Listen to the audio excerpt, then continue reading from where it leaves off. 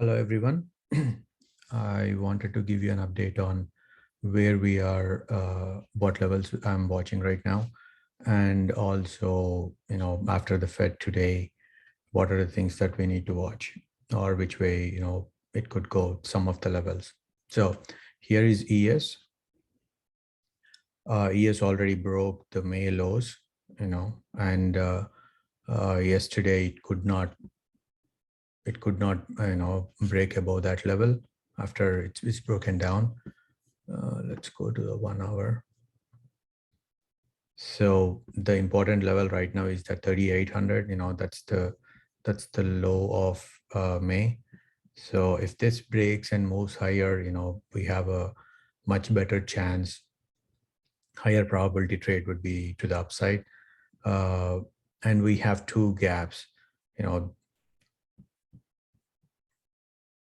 I think I need to go to SPY to look at the gaps, but let's look at SPX. Yeah, look at those. Those are the overnight gaps.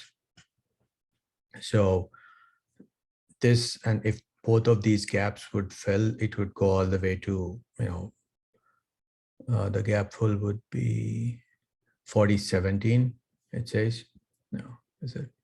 Yeah, low is 4017. That's about $400 in SPY. That's the reason I got that 390, 400 call spread with, SPY up over $3 right today. We can trim some into that. Anyway, going back to the futures.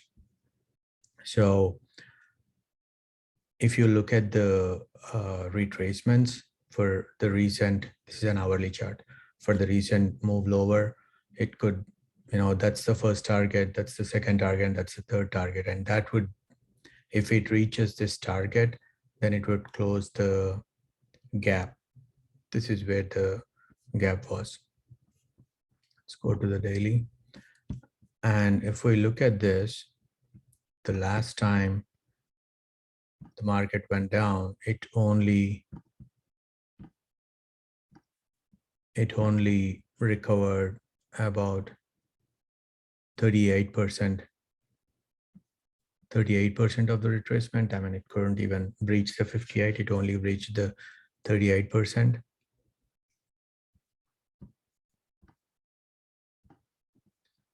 So again, this move is really big. So we need to know this is what we are watching right now. How much of this move will be retraced to the upside? If it cannot, and if we have more bad news with the Fed today, what do we need to watch?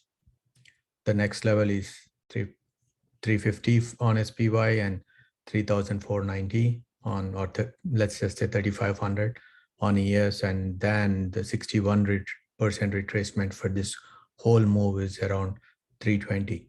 So that's a long way to go, but right now it makes, I mean, this is one of the reasons why we sold the 320 puts, and we have a 365, 350 put spread. If market moves lower, this would make us money.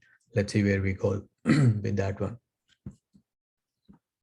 Let's look at Nasdaq. Nasdaq also broke the May lows. Okay, but if you look at that, it's already testing the May lows from below. So on any bounce, again, this could go all the way to 12,300.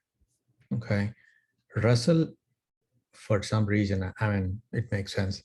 For Russell is doing much better. Russell is testing the May lows right now, and it never breached it, and it's bouncing off of it.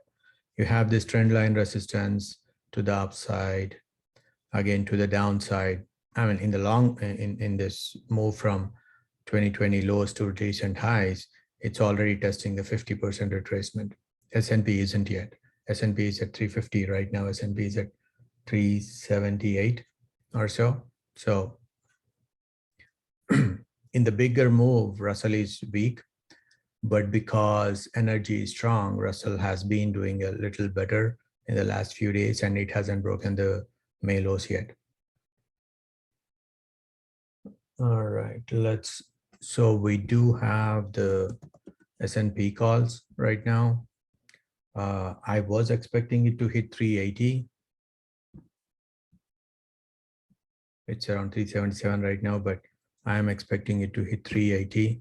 Anyway, if you want, you don't have to be in the market when Fed comes in. You could probably sell this one. I'll probably trim some of this. And the most important part, or what the markets have been moving, is because of these yields today. Let me go to indices. So we are getting some move lower in 30-year, and if you look at that, 30 years is hitting the resistance right here.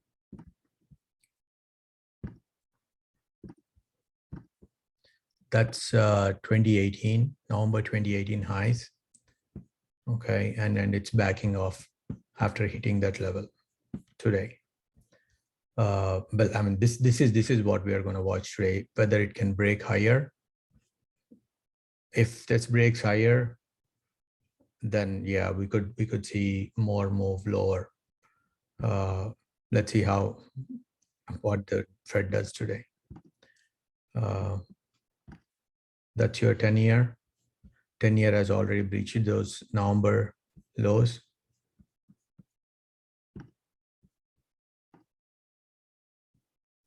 And as I was saying yesterday, I think I have this in the futures, the levels.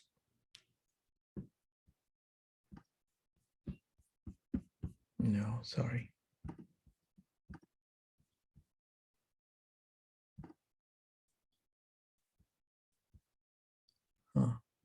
It could be on Thinkorswim, but the next big levels are, it could go all the way to 5.3%. We don't know if that's going to happen anytime soon, but if inflation does not go down, as I said yesterday, this could be the worst case scenario. We have some resistance at 4% and then at 5.3. So we are already at 3.37. Actually, yesterday it was around 3.48, I believe. I think it's in TNX. Yep, this is what I was looking for. So this is also 10-year yield, but 3.74 and 5.3. Those are the levels to watch for. I guess that's all. Let me know if you have any questions, and we'll discuss it in the chat. Thank you.